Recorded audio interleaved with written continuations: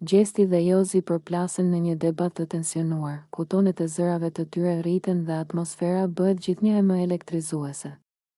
Gjesti, me një buzëqeshje ironike në fytyrë, e shikon Jozin drejt në sy dhe tund kokën me përbuzje. Ore, ti vërtet mendon se ke ndonjë lloj zgjuarësie? I thot ai, duke qeshur me ironi. Jozi, ti je një trap i vërtet. Nuk logjikon fare, vetëm flet kod dhe përpiqesh të dukesh i rëndësishëm.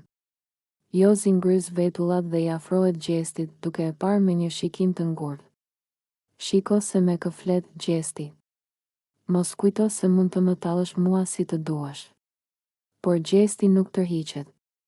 Përkundrazi, ai qesh edhe më fort, duke e bërë debatin akoma më provokues. Seriozisht, Jozi? Ti mendon se po më frikson? Unë vetëm po them të vërtetën.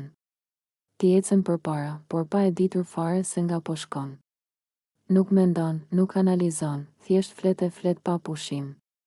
Jozi shtrëngon nofullat dhe duket sikur do të shpërthejë. Ti je një provokator i lodhur, Gjesti.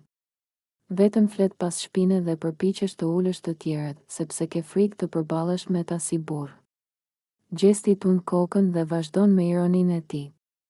Ah Jozi, po të kishe edhe pak tru, do kuptoje që unë nuk kam nevojë të ul askënd. Ti e bën vetë këtë punë për veten tënde. Unë vetëm sa e them me zë të lartë. Në këtë moment, disa banorë të tjerë që ndodhen aty nisin të qeshin me fjalët e Gjestit, gjë që e bën Jozin të skuqet nga nervat. Ai shtrëngon grushtat, por përpiqet të përmbahet, duke mos dashur të japë më shumë kënaqësi Gjestit.